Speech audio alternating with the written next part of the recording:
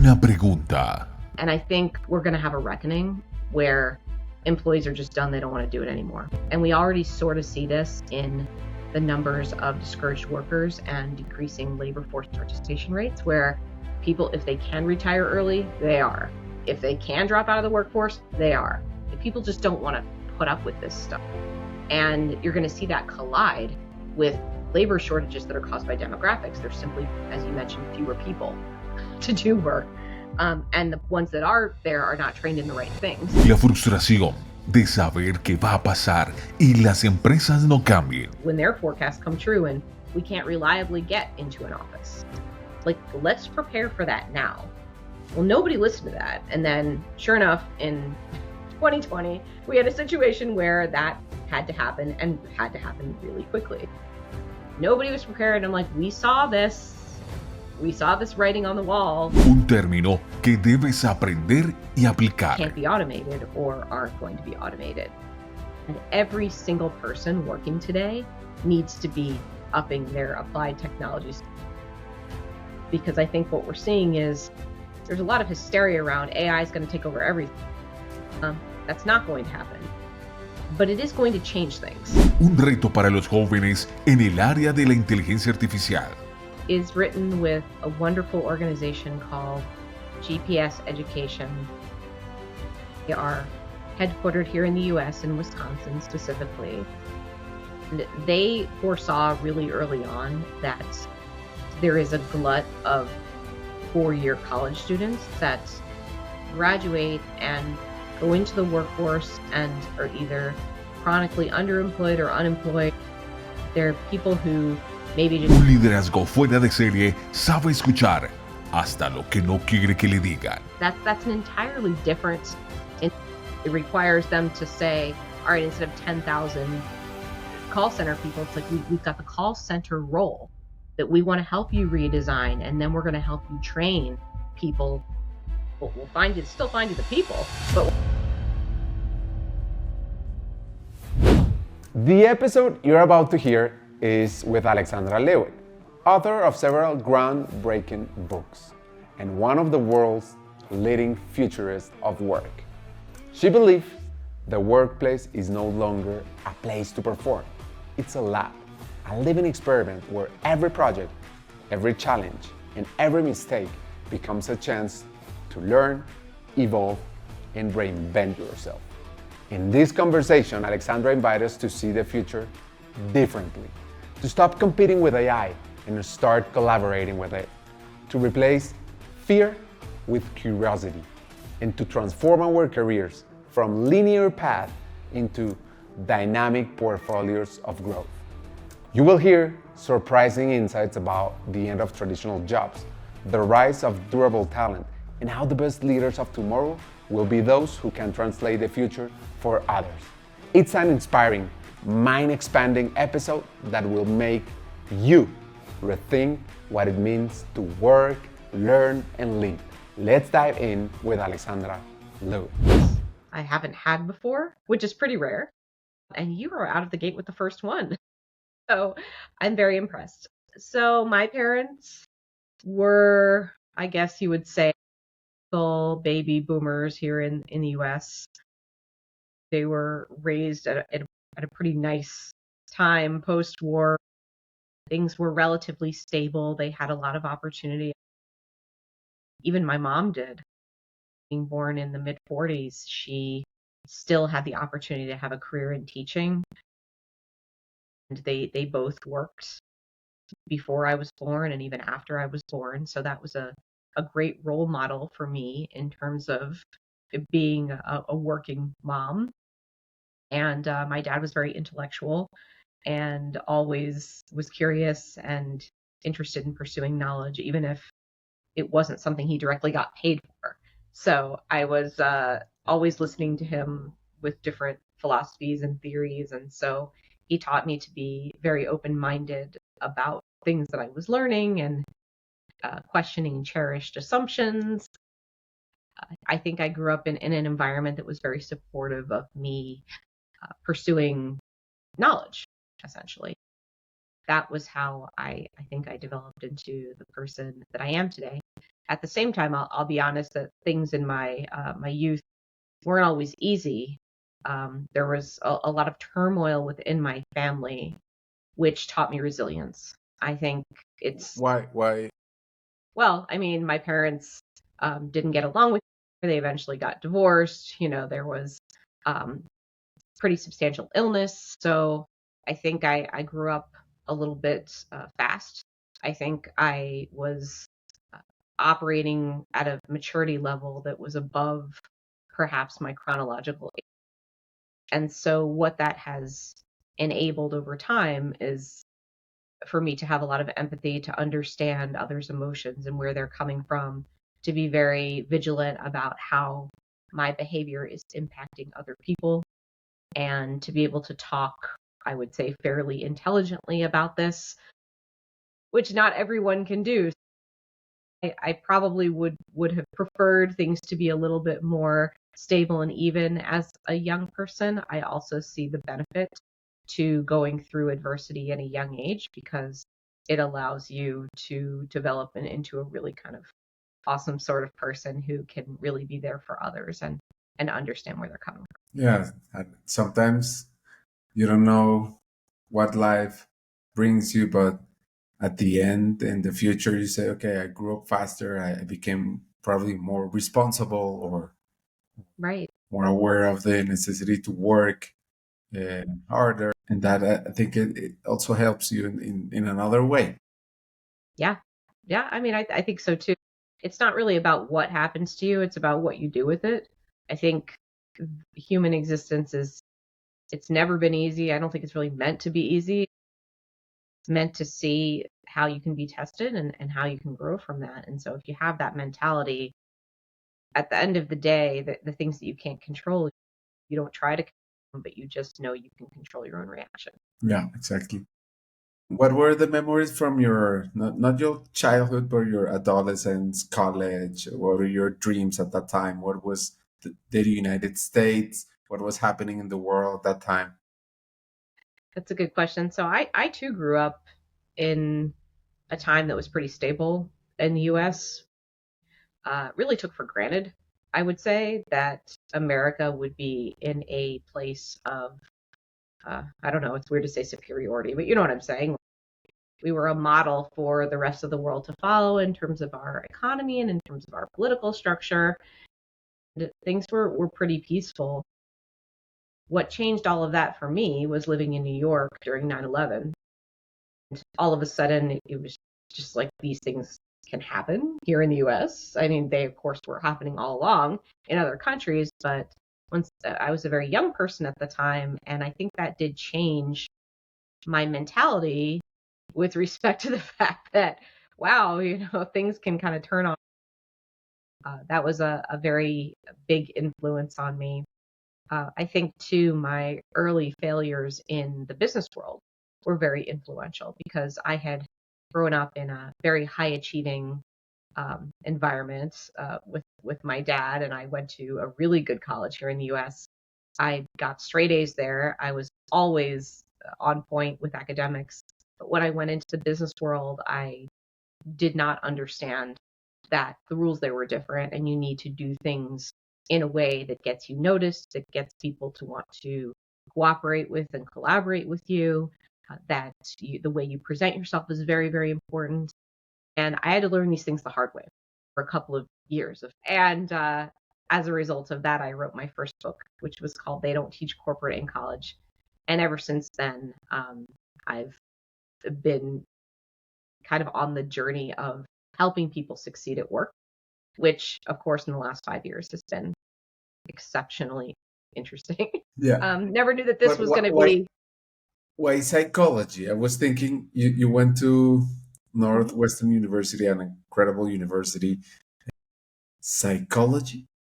So you have to find the happy medium between something that you really get fulfillment out of doing and something that's going to pay your bills. I mean, this was a decision that I made with both fiction writing and acting, which were things that I was very interested in, but I also was like, realistically, I'm not making a living with these things. I have to find a career that can provide stable and gainful employment for the foreseeable future. And that was why I got into what I'm getting into.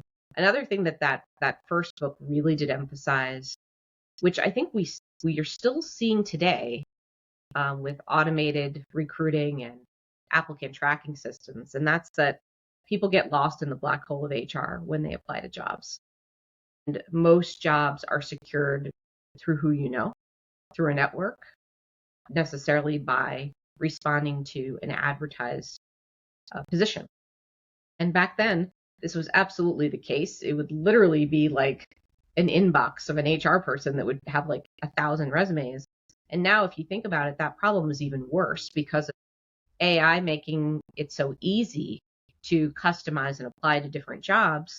There's more people applying than ever, and it's actually easier to get lost now than before, even though you would think that, gosh, AI makes it easier to review resumes, so why wouldn't you be able to review more? I think the problem is exactly the same, and what I'm teaching people is exactly the same, which is that you still have to get out and meet people, tell them what you're interested in, let them get to know you, so that you're the first person they think of when they get asked, who would you recommend for X, Y, or Z? Because that's how I get all my work to date. I don't do any cold calling. Me, like reaching out to someone I've never heard of to be like, hey, you want to work in strategic foresight? Especially my current field is a little bit bizarre. It's not something people have heard of. They have to know me and know what I contribute and bring to the table, and that's how things get done. That's what that first chapter, I think it's the first, or it's an early chapter. That's what it's about. You start with this book, it became, can we say, like a bestseller? It did. Yeah. That first book did so well, and it wasn't expected because at that point it was just like, let's just get the book published. I mean, it had been like a 3-year process. So I really thought at that time. Tú, líder de recursos humanos. El futuro de tu compañía depende de lo que tu equipo de HR, de talento, pueda lograr en atracción, en desarrollo y en transformación. Y por eso pensamos en ti, porque te tenemos un nuevo programa de formación.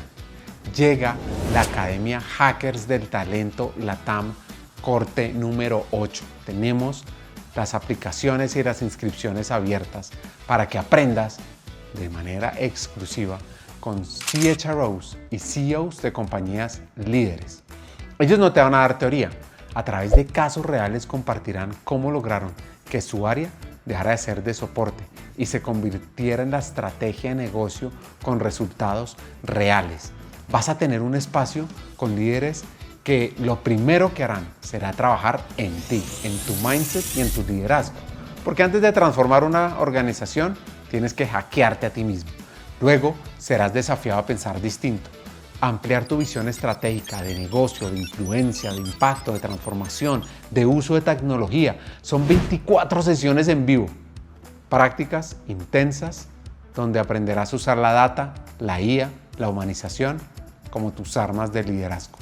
Saldrás con proyectos listos para generar impacto inmediato en tu rol, en tu equipo, en tu empresa. Aquí no vienes a escuchar, vienes a liderar el cambio. Y no estarás solo. Cada cohorte son 30 personas. Y luego cuando te gradúas, haces parte del alumni, más de 300 líderes que están en 10 países en América Latina, una comunidad poderosa que comparte, colabora, abre puertas. Y te cuento que el 20% de nuestro alumni ya está en posiciones de liderazgo. ¿Te imaginas lo que puede significar para ti? Así que las aplicaciones están abiertas en la Academia Hackers del Talento LATAM corte 8. Pero los cupos son limitados. Entra a hackersdeltalento.com, da el paso, aplica. Busca también el botón que sale en YouTube o en la descripción del episodio también está el enlace. Únete a nosotros, lidera y transforma para mostrarle al mundo que recursos humanos es el área de la mayor transformación y la mayor relevancia en una compañía. It's very flattering, and I appreciate you knowing so much about where I come from. The foray into foresight happened a bit by accident. I'd always been interested in the future. I mean, I tell the story frequently of my dad and I going to the World Future Society when I was a kid and learning about what they thought life would be like decades from then, and just being like, gosh, how did they think of this? And what must it be like, when they're right? And I was fascinated by that, but it didn't really come into play for me until I had that first book, They Don't Teach Corporate in College. And I was going into HR organizations to advise on what young people needed and wanted. And after a certain period of time, they were asking me, well, the millennials are going to grow up. They're going to become leaders. We need to do succession planning. Tell us, what are they going to be like? What are they going to need? Well, I had no idea at that time. I mean, geez, your guess is as good as mine, right? But that was what I was being asked for. So it was, again, meeting the demand of, all right, well, I'm going to go out and talk to a couple thousand millennial professionals all around the world and see what they have to say. And then I'm going to consolidate my research and I'm going to present it to you in my talks. Like, this is what I think in 10, 15 years, the millennials are going to be doing. And that was informal strategic foresight at that time. As I started doing other things, so I wrote other books, I wrote for the Wall Street Journal, my audience broadened quite a bit. I still was focused on HR organizations as my clients, but the people that I was serving, it was beyond just 20-something. And I continued to make these informal foresights. And the thing about foresight, I think, is that the only way to know if you're any good at it is to wait. So after years, a lot of my forecasts did come to fruition, which I didn't think I was. Like what? Well, in particular, the millennials, that they would want more of a push for more of a work-life, what we started to call balance or work-life integration, as they became parents, that they would want to change kind of the calculus of what it meant to have a senior level corporate job, which that happened. Also, the pivot toward from having one career that you just sort of stuck with to having a series of different acts where you would do one career and then you might do another. And then when you were ready for traditional retirement age, you might have another thing that you would start. I mean, that at the time, that was just like, why would you do that? Like, you would just retire at the company you're at. But these were early forecasts that did come to fruition many years later. The stuff around distributed work, of course, and the decline of computer science as a marketable major. These are forecasts that I made also, but that came to fruition later. It was just really fun to do, but I realized there should probably be a scientific method to the madness. It's not an exact science, but there is science around strategic foresight. And that was when I decided to get my certification from the University of Houston, which is the most reputable foresight program in the world. And I decided to do what I was telling other people to do, which is don't waste time getting a master's or a PhD. You probably don't need that. Instead, zero in on the certification for the most applicable part of the field that you think is going to help you do your job better. And as a result of that program, I started learning methodology around making forecasts, which it's still not rocket science. It's more just like paying attention, looking at different sources, recognizing patterns, picking out what has the biggest potential for disruption, and then really being laser focused on how you prepare for the outcome you want. Because it's very easy to catastrophize and say, gosh, well, this could happen and this could happen. But we are co-creating our futures every day. If we are paying attention, we can take active steps to say that outcome is something I prefer didn't happen. So how am I going to prepare for the outcome I want, which in fact is exactly what I did when I made the transition in 2008 or started making it in 2004, have a more gig-like career that I would have control over, because I wanted to create a future where I was a hands-on parent. And so seeing the writing on the wall, which is that as you move further and further up in a career as a PR executive, you just work more. You don't work less, at least at that time. So I knew that was probably in the cards and didn't want that to happen. So I did other things to ensure it didn't. And that's really that's the essential practice of foresight for me. It's not just making the forecast, but what can we do with that now so that we get an outcome that we think is more palatable. And what you mentioned is really important is what can we do now? Because probably you can see the future and you can say, okay, AI is going to do this, and the I don't know, the political characteristics of Europe and Russia and Ukraine, and can happen this, but what you do with that information is the most important part of a I leader. think for me, it's not just a theoretical exercise. And I find that that's probably the most frustrating thing about my job is that I think people enjoy the theoretical exercise. I think they like to hear what I have to say. They think it's interesting. But when I get to the part of, okay, here's what you do, they don't want to invest. They don't have time. We're so much of a reactive society where we wait until something happens and then we figure out what to do. This can get really frustrating, especially when it comes to things like distributed and remote work. Like this was something that I was talking about in 2010. I was talking about, look, we have the technology to create a more flexible workforce where we allow people to work in different capacities in different locations. And at the time, I thought it would be something like a climate disaster. What's going to happen when all these environmental futurists, when their forecasts come true and we can't reliably get into an office? Like, let's prepare for that now. Well, nobody listened to that. And then, sure enough, in 2020, we had a situation where that had to happen and had to happen really quickly. Nobody was prepared. I'm like, we saw this. We saw this writing on the wall.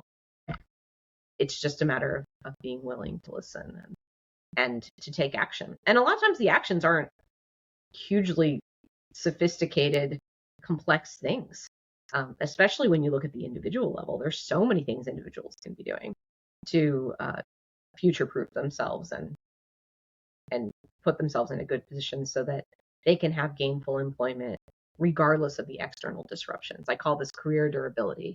No matter what's going on the outside, you have the skills to be employed. And that's Can you become explain me more about this concept? I think you coined that term like career durability, more or less, right? yeah. I mean, I worked on it with DeVry University a while ago, but it still has applicability. Career durability it's really comprised of 5 pillars. So you've got hard skills, soft skills, growth mindset, functional knowledge, and then what I call our applied technology. And applied technology skills means that you understand the technology that's available to do your job better. So you don't necessarily have to be a coder, for example. You don't have to know how the inner workings of an applicant tracking system. You don't have to have really ingrained technical, but you do have to know what technology is being used in your industry to do things more efficiently. And where do you have the greatest potential of being automated out of a job?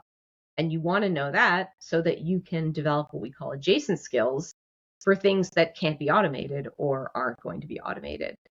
And every single person working today needs to be upping their applied technologies, because I think what we're seeing is there's a lot of hysteria around AI is going to take over everything. That's not going to happen, but it is going to change things. It already is changing things. It requires us to be willing to adapt, to have learning agility, meaning that we aren't ever done with school, always trying to figure out, okay, well, what's the next skill I can develop? And I think for those of us who are, boomers, Gen Xers, millennials, we weren't raised with that mentality. So it's a bit of a shift, but everybody has to do it. And I think it does put the power back in the hands of the individual, because suddenly it's like if you have these applied technology skills and it doesn't matter what field you're in, if you can help advise your leaders on how to restructure jobs to take the most advantage of AI and human qualities, you're going to be at the front, because nobody knows how to do this. This is a skill set that doesn't exist yet. So why not you? And that's what I'm telling everybody. And it does not matter what industry you're in. It doesn't matter whether you are a traditional, quote unquote, blue collar or white collar worker. Everything is being infused with AI and automation. So even if you're on a factory floor and you see, okay, well, we don't need a person to be doing this. Well, we should have the person doing the quality check, and we can have a machine doing X, Y.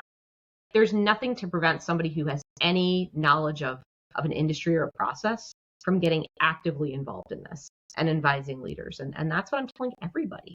I don't think this really is a democratized, doesn't matter who you are, you can use it. Yeah, I will talk about AI in the future of work later, but I want to try to understand this concept of career durability. What's the first thing that breaks in a person when they start to lose their durability? Or what are the first things that that you need to pay attention to? I mean, I think it's insisting on doing things the way they've always been. So you see it now where people are burying their heads in the sand with the utility of AI. I've seen it a couple of times in fields like actuarial, in fields like law, where for some reason there is a major reluctance to admit the utility of AI in elevating humans to do more strategic work and leaving the more administrative or rote tasks or research tasks to AI. People, well, that doesn't apply to us. It's like, yeah, it does. And if you don't think that it does, that's going to be a problem. And I know it can be scary for people because, again, they have this black and white, which is, it's going to take my job away and I'm not going to have a job. And people don't want to think about that. But that's really not what we're going to see happening. I mean, if you look at history, and this is what we do as foresight professionals, the best predictor of the future is the past. What's happened every time we've had a disruptive technology? New job categories and new jobs have been created. We haven't lost jobs. That said, those jobs are different and we need to be prepared to take them on. So putting your head in the sand and pretending this isn't happening is not a good way to go. That is probably the biggest pitfall toward developing your own career durability, is thinking this doesn't have to do with you. The other thing that's happening a lot is that leaders, they're on the front lines. They've seen what AI is capable of. And so they're giving their workforces these really lofty expectations that you're going to use AI and instantly you're going to become more productive. Instantly, you're going to be able to do the work of 5,000 people. In fact, it's really not that easy. And as anyone who has experimented with AI has learned, like, this is not a perfect science. AI is not like the panacea for taking over all kinds of things without any snafus whatsoever. There are a lot of hiccups with it. You have to know what you're doing. You have to understand your subject matter in order to work with it effectively. What this is happening in the workforce is a lot of people are turned off because they're like, this is not actually helping me get my job done better. It's just another tool that I have to worry about that's wasting time. So what we need to do, both as leaders and individuals, is figure out, let's identify a very specific process that we can use AI for, and how can we ensure proper human oversight of that process so that what's coming out of the AI, so, called AI slop sometimes, but the outputs that are coming, we don't just take them at face value. We actually try to be very careful in how we're using those, how we're deploying those. Again, this is a skill set that not too many. But I think we're not there yet, and so people are afraid because they really don't see the immediate utility, and that's because we either have no expectations that people will use this, or too many expectations that it will solve all problems. I think we're on the forefront of being able to co-create our own careers and do the human parts of the process that we're most interested in, and leave the rest of it to artificial intelligence. We're going to be in a transition. I think many people don't want to hear that. They just want it done yesterday, or they don't want to do it at all. But it's like, yeah, it's going to be a little bit messy and complex for a little while here. So can we say that if you're really good in a subject, or you're really curious, you will take more advantage of the AI than if you I don't know. You have like bad grades at school. You don't know much about a subject that you won't take much advantage of the of a tool like AI. Well, I think it's dangerous to do so. I think if you don't have a base level of knowledge in a subject area, then you have no way of determining if what AI is giving you is accurate or not. And it is definitely not bulletproof.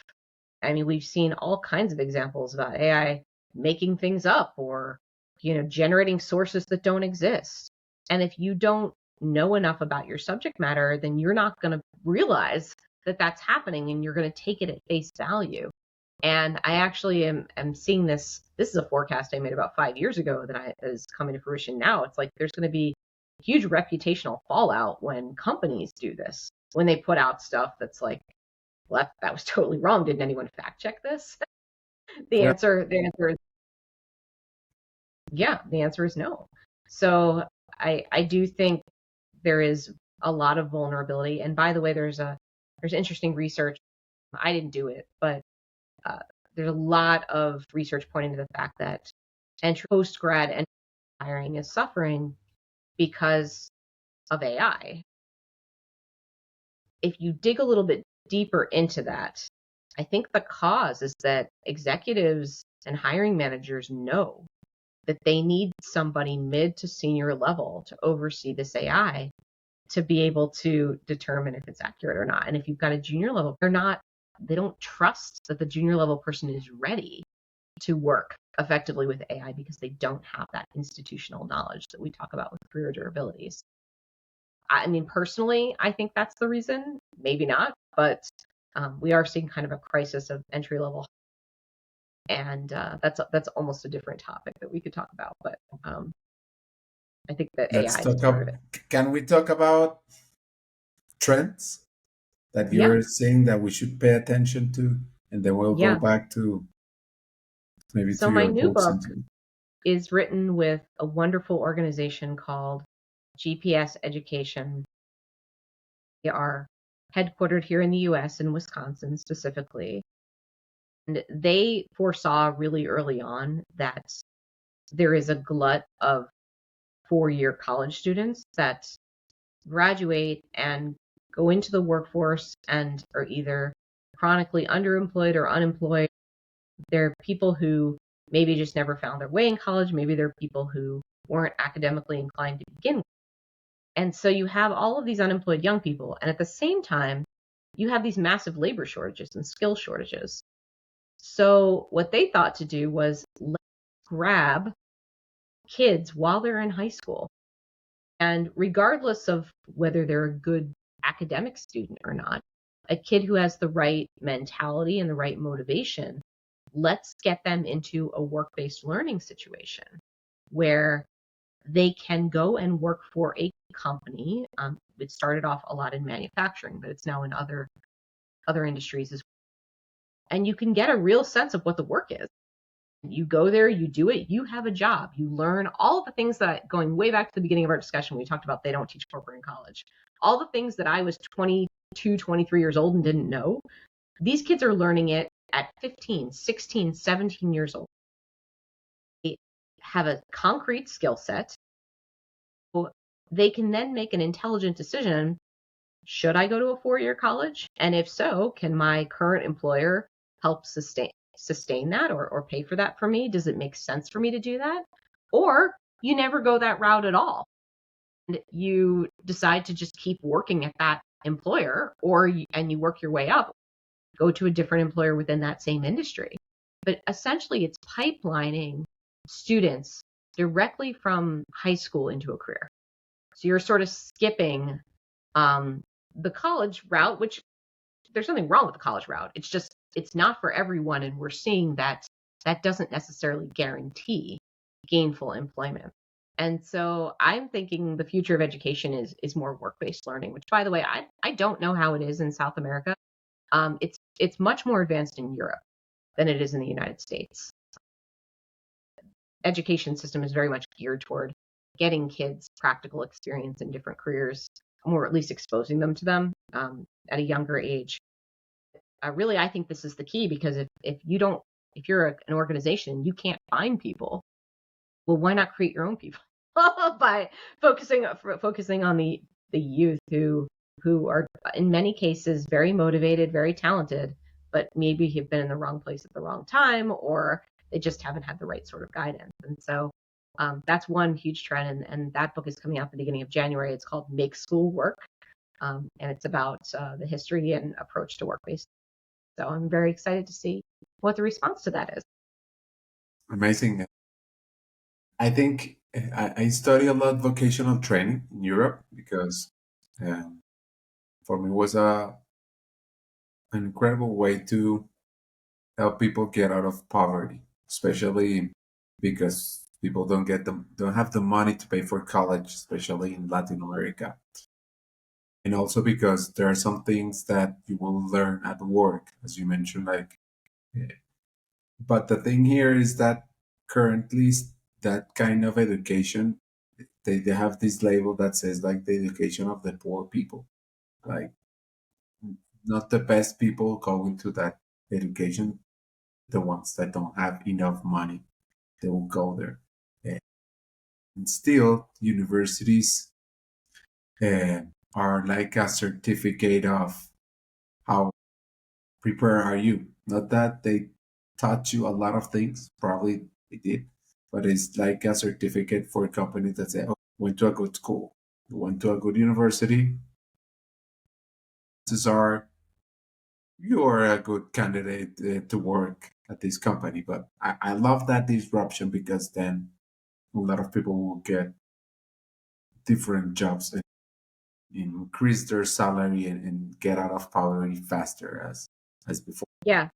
And there is that stigma, I would say, globally.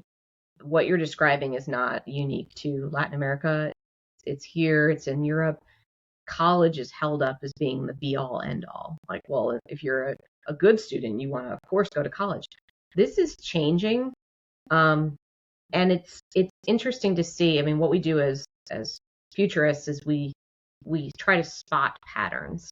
And I'm starting to see a lot more information and news about these high achieving students decided not to go to college. Like, they just did X, Y, and Z. So I think we do see a shift occurring. I think these entrenched stigmas are hard to overcome. And there are always going to be people who say, oh, well, I have to do, I mean, we're seeing it with AI right now. This is the way we've always done it. This is the way we have to do it.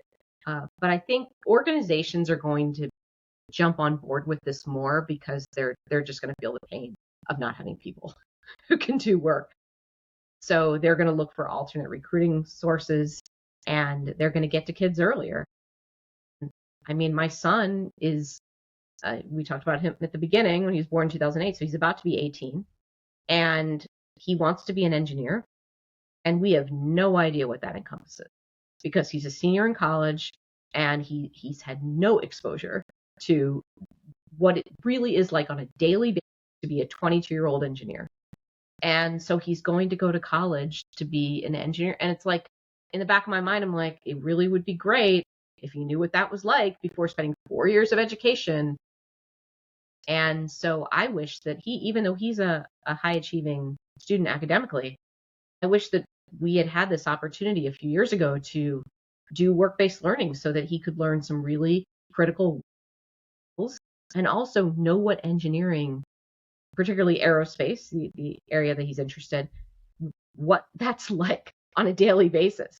Because I feel like we're going in blind, which is the way we've always done it, but it just seems to make less and less sense to me as time goes on. It's like, why are we locking people into these careers when they have no idea what it's like or if they enjoy it? And I think the process of failure in many times is just as great as the process of success. You learn what you don't want to do.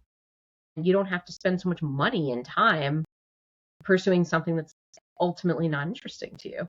So I see this as a path forward for all students, potentially, not just people who may be, for example, failing out of high school. So, the high school's trying to do everything to save them and catch them. I mean, it really could be viable for everyone, and especially at a time when companies are really squeezed with not being able to have the right human talent that they need to support their they're automated and AI based. If you, I don't know, a big company calls you, Alexandra, we'll pay you all the money that you want. Welcome, you're going to be the CHRO of this company. And you have all this knowledge about where the world might go. What decisions would you start making? What were the things that you will change? Because as you mentioned before, you spot the remote work 10 years before and probably other trends. That's another topic that I want to talk about. That's difficult to have that idea and see the world going slower than you think they should. But we can talk about that later. Going back to the question, what were the decisions? What are the decisions that you made? What do you focus on? I mean, I think that's my dream, being given a role in a large organization, because I have a lot of clients right now because I have my own business. So I don't focus deeply on any one company, but I would love to have the opportunity to get in really, really deep with an organization, learn about their history, learn about what's worked and not worked in the past, and be able to make these forecasts to help prepare them to be successful. Strategic role, this is not necessarily something that resides in HR, although it can if you're being very specific to the future of your workforce. The future of your company is an entirely different thing. And I found that when I try to get involved at the high level, sometimes the things I'm telling senior leaders, they don't want to hear, but it has a lot to do with adjusting your business model according to where these forecasts say things are going. I mean, one area that I've worked very substantially with is the staffing industry.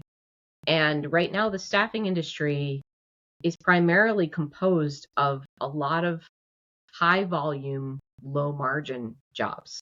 So we're putting 10,000 call center professionals in an organization. We're sourcing those people. Those are the very jobs that are going to be, at the very least, changed, if not completely eliminated. So if we are resting our future as an organization on that business model, I think we're going to be very unhappy in a couple of years. And so what I've said to these staffing giants is like, look, you guys already have the customers.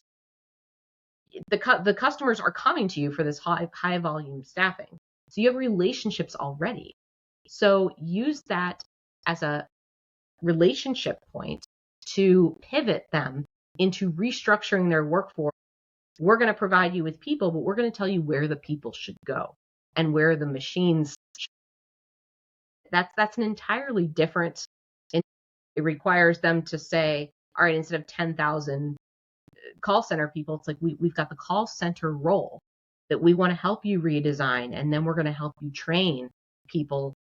We'll still find you the people, but we're going to help you train them and put them in where they should be, so that you can get the most bang for your buck out of these people and out of the technology that you have at your disposal. Obviously, there's a race to see who can do job redesign the best, but staffing firms they're already there. So it's just a matter of knowing that things are going in this direction and being ahead of it. And this has been a tough one to swallow, because it does require kind of a holistic change in how they're doing their business. And can it be done? Absolutely it can. Will it be done? Yes. Will it be done by them? Maybe not. So that's the kind of really hard problem that I love to go in and work with organizations on. And I would welcome the opportunity to do it with one organization for a couple of years. Understanding, of course, foresight takes some faith, it takes some time, and to do it well, it goes beyond the superficial. I mean, a lot of times when I go into an organization, it's kind of like a free for all. It's like, let's get the futurists let's get this person to talk to this client. They'll be so impressed, and it's just kind of like, what are we doing with this information? And so having the opportunity to really make a forecast and start making active preparations to help achieve the future that we want. And where do you see robotics? Because for me, there are some jobs that obviously call centers, it's really easy to automate with AI. For example, Latin America, most of the works are informal, and others are like still very physical. Yeah. Yeah. Where do you see this trend, robotics, into the workforce? And also because as the population is aging faster and faster, and Yep. people are having less and less kids, probably there are some spots that will be still open and probably won't be filled by humans. Right. Robotics and industrial automation in general is a huge player. I mean, most large organizations have that are in the manufacturing sector, they are using this technology. I mean, I think with robotics, the key thing to remember is that at the end of the day, this is not a replacement for a human. Whenever you insert a piece of automation or a piece of robotics into a process that has traditionally been driven by humans, you still need a person to design the robot, figure out how to fix it when it breaks, to oversee it, to explain what it's doing to decision makers, and then ultimately to redeploy it or redesign it or tweak it. I mean, that's a lot of human jobs that we've just created from one piece of automation or robotics technology. And again, those are, when we talk about job redesign, those are new job categories that don't exist yet. And so that's where I see us needing more and more skilled talent to work with automation. And by the way, that goes back to the concept of work-based learning in high school. If you're on the factory floor at 16 years old and you are trained on a piece of robotics technology, all of a sudden you have this unique skill set and you can proceed with evolving your own career alongside the technology, which I think is a great way to go, as opposed to try to teach somebody who's been working in a process in a certain way for 40 years to do it differently. I mean, we do need to do that as well. We call that upskilling. But I mean, how great to have students who from the get-go are being exposed to this robotics technology and understanding what they need to do to bring value to the process as humans. Because we're never going to see full on, I don't want to say never, but in the near future, we're not going to see complete robotics operations without any human oversight. I just don't think we would require artificial general intelligence for that, and I don't think we're quite there yet. And the other side of the coin is humanization. Mm-hmm. Where do you see humanization going? Because I don't know. For years we've been hearing about quiet quitting, burnout, great resignation, and other companies say, hey, we want to. The most important thing for us is people, the people centricity, and so on. Where do you see humanization in this future of work?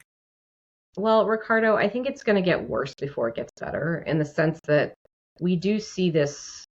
It's a disappointing reality to me that CEOs in particular, I mean, I don't want to say every CEO, the trend is that we are going to devalue our people. We are going to automate everything we can. We're going to lay people off. And you hear CEOs talking about this and they're almost proud of it. Like, look how much money I've saved by fully automating this process. We see a decrease in benefits that were instilled during the pandemic, mental health, when in fact employees need these more than ever. They need them more than they did during the pandemic because we're all suffering sort of a collective post-traumatic stress disorder or trauma around the way we had to operate and the way we've had to survive globally the last couple of years with massive, not just the pandemic, but economic instability. Pick your poison. There's been all sorts of things we've had to deal with, climate disasters. I think companies are not supporting their employees as holistically as maybe they started to do during the pandemic. So they're pulling back these benefits. And I think we're going to have a reckoning where employees are just done. They don't want to do it anymore. And we already sort of see this in the numbers of discouraged workers and decreasing labor force participation rates, where people, if they can retire early, they are. If they can drop out of the workforce, they are. If people just don't want to put up with this stuff. And you're going to see that collide with labor shortages that are caused by demographics. There's simply, as you mentioned, fewer people to do work. And the ones that are there are not trained in the right things. I think eventually we are going to see a revaluing of human participation. I think we are going to see, wow, that was created by a human. It wasn't created by an AI. That's going to be really prized. And we can trust that expertise because it came from a person who has experience. We can trust this craftsmanship because this is what my forecast is. I really do feel like it will swing back around so that humans are valued in a way that we haven't been before. Unfortunately, we're not quite there yet. I think the next few years are going to be pretty rocky. Yeah, that's quite a challenge. One of our purposes is to increase the awareness of humanization at work. It's a competitive advantage, but we'll see how it goes. We will have to talk in 2-3 years to analyze what happened. Topic that I want to. There are many topics because I love what you do, especially because I read a lot. I don't have the system to have this foresight, but I try to have my own foresight of trends. And another one, it's about organizational charts. And what I mean by that is there's this rise of micro and internal gigs. Do you think our organizations are becoming more like ecosystems than hierarchies? Or Yeah, how do you see that? a forecast from my book Humanity Works, which was written in 2017 around rapid talent assembly, which is exactly what you just said. It's assembling short-term teams for the purpose of solving a specific business problem. People have all different kinds of employment arrangements.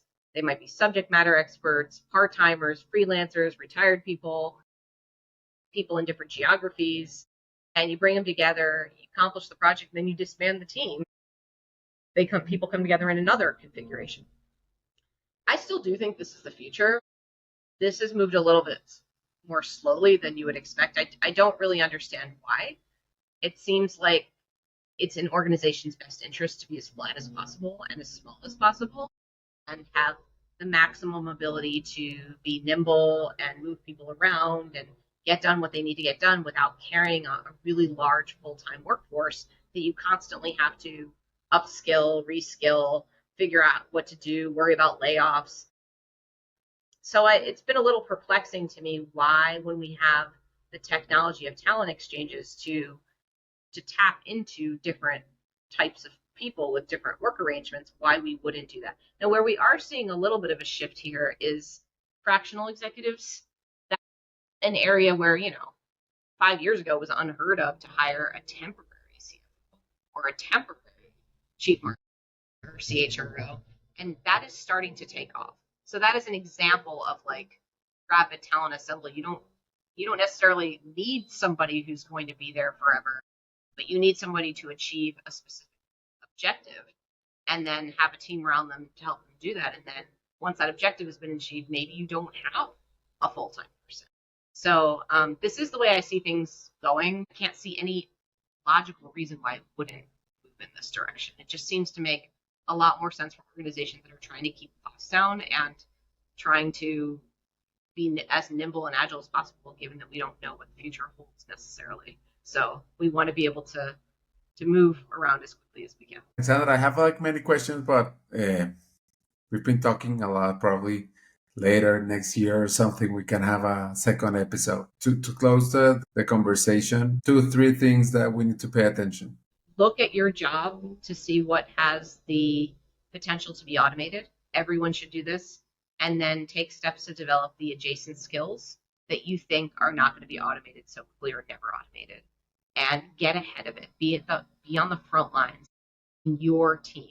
Not necessarily in your organization, but in your team, you're the one who knows the workflow and the process best. So that's where you start. You start one process at a time. Care for yourself holistically. Don't allow work to ever become your entire life, because companies have shown they have less loyalty than ever before.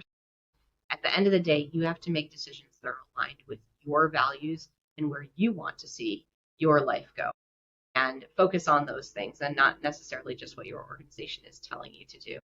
And then related to those two things is just to think independently. to be reading the news, to be looking. Everyone can be a futurist. It's just a matter of spotting patterns. And so just always stay informed, even though it hurts to read the news a lot of the time. I mean, I think many of us would prefer we could just hide in our rooms and not pay attention to what's happening. You do want to be informed, and you do want to see where things are going. So think on your own, be strong, be resilient. You'll be okay. You'll come through this. Humans always do. We always come through it, even if the periods are turbulent and we end up being better for it. I'm personally very excited about the future.